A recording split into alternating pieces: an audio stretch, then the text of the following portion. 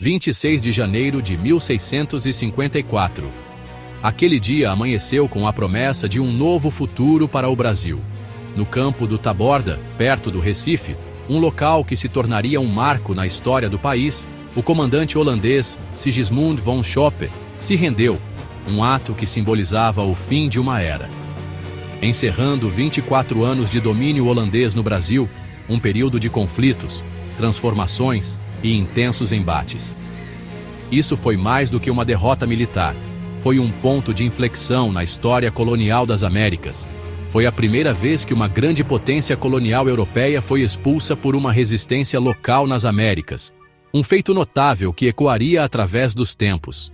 As forças luso-brasileiras, unidas em um objetivo comum, senhores de engenho que viam suas terras e riquezas ameaçadas, africanos lutando por sua liberdade e um futuro melhor, e guerreiros indígenas defendendo suas terras ancestrais, forjaram um novo sentido de identidade através da sua luta, um sentimento de pertencimento que transcendia as diferenças.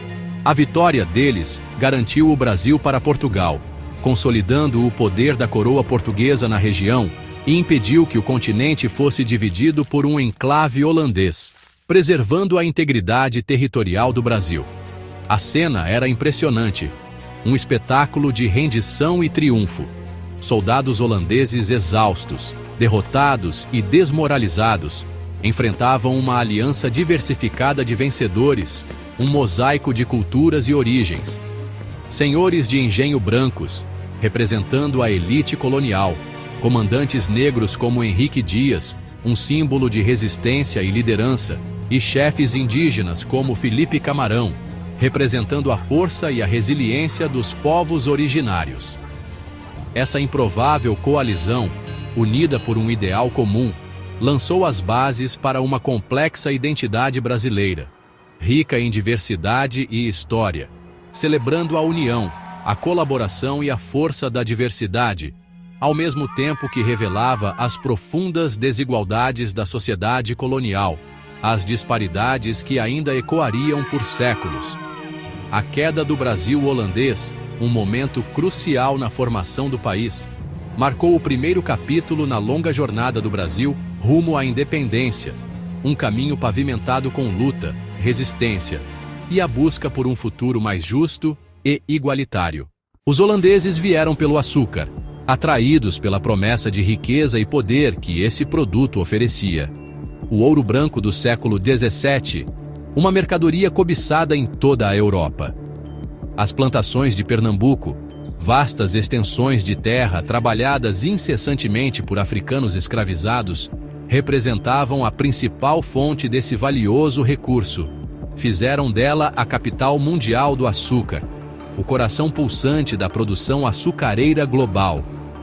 Isso a tornou um alvo principal holandês, um prêmio estratégico que valia a pena ser conquistado. A Companhia Holandesa das Índias Ocidentais, uma potência comercial e militar, misturando comércio e poder militar de forma implacável, buscava expandir sua influência e dominar o lucrativo mercado de açúcar. Invadiu em 1630 com a determinação de tomar o controle da região, tomando Recife após feroz resistência, estabelecendo uma base para a sua expansão no Nordeste. O objetivo deles era claro: controlar os engenhos de açúcar, a fonte de toda a riqueza. Não colonizar a terra em si, mas sim dominar a produção e o comércio do açúcar.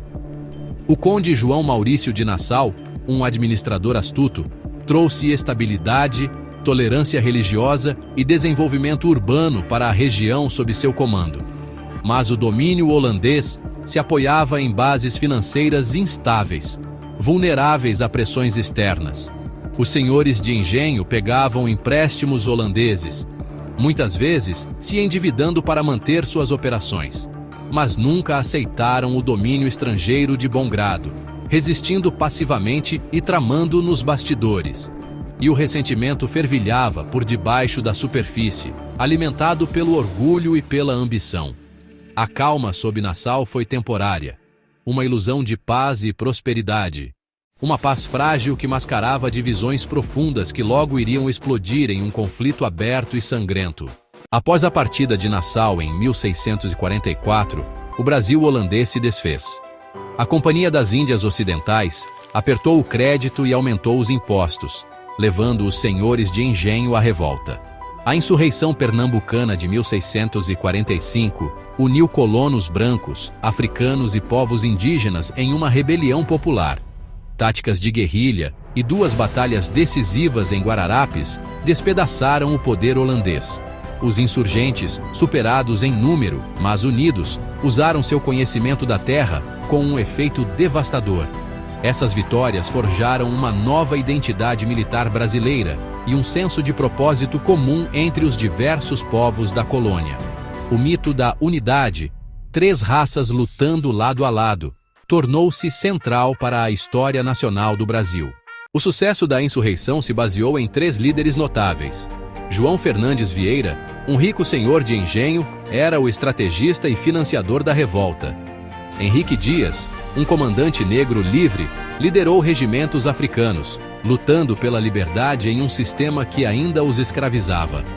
Felipe Camarão, chefe potiguara e convertido ao cristianismo, comandou guerreiros indígenas habilidosos na guerra na selva.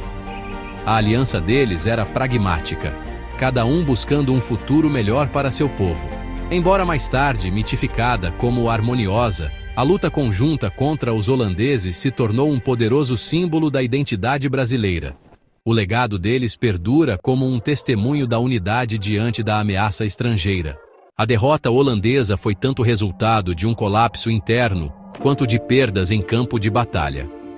A Companhia das Índias Ocidentais, dividida entre lucro e governança, alienou os senhores de engenho cobrando dívidas e aumentando impostos. A guerra constante esgotou os recursos e os ataques de guerrilha paralisaram a produção de açúcar. A Primeira Guerra Anglo-Holandesa desviou o apoio holandês, enquanto Portugal, agora independente, enviou uma frota para bloquear o Recife. Encurralada e faminta, a moral da guarnição holandesa desmoronou. O general von Schoppe não teve escolha a não ser se render.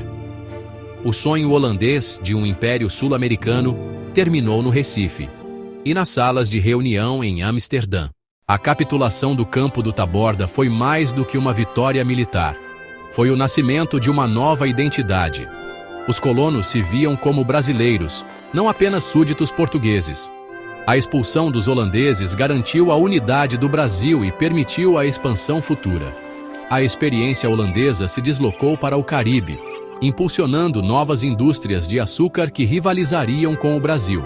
Os termos da rendição foram pragmáticos, mas a vitória de Portugal foi um triunfo diplomático e militar.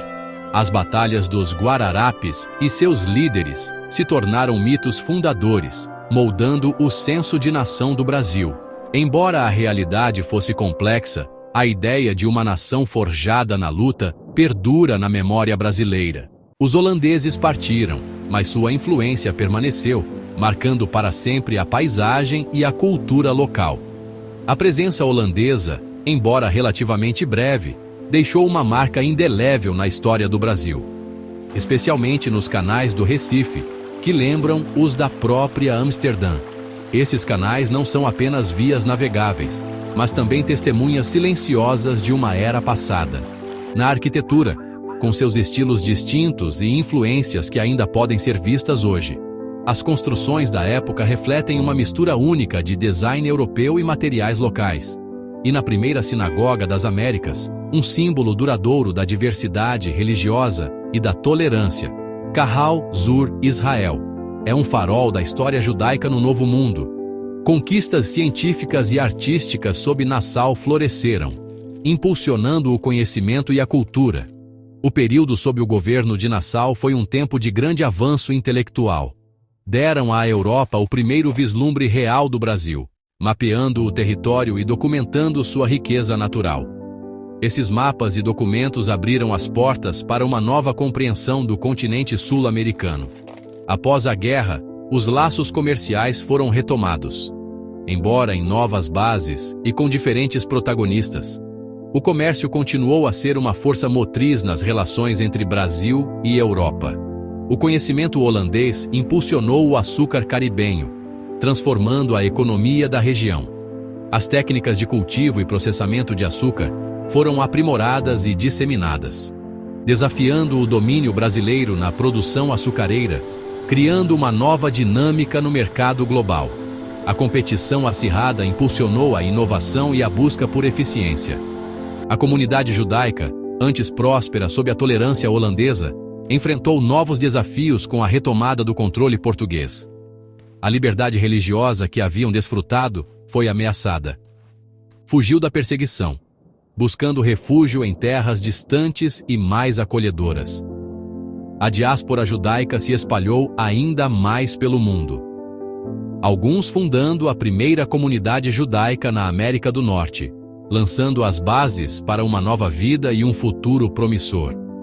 Sua chegada marcou o início de uma rica história judaica no continente. A expulsão dos holandeses foi um ponto de virada crucial na história do Brasil, moldando o futuro da nação. Um momento decisivo que alterou o curso dos acontecimentos. Os colonos agora chamavam o Brasil de sua pátria, desenvolvendo um forte senso de identidade e pertencimento. A terra que antes era apenas uma colônia, agora era seu lar. Esse novo patriotismo, nascido da união na luta contra o invasor, fortaleceu os laços entre os habitantes do Brasil. Um sentimento de orgulho e determinação cresceu em seus corações. Preparou o cenário para a futura independência, alimentando o desejo de autogoverno e soberania. A semente da liberdade havia sido plantada. O fim da Nova Holanda foi, em muitos aspectos, o prenúncio de uma nova era, marcando o fim de um capítulo e o início de outro. O verdadeiro começo do Brasil, o nascimento de uma nação com sua própria identidade e destino. Um futuro brilhante e cheio de possibilidades se abria diante deles.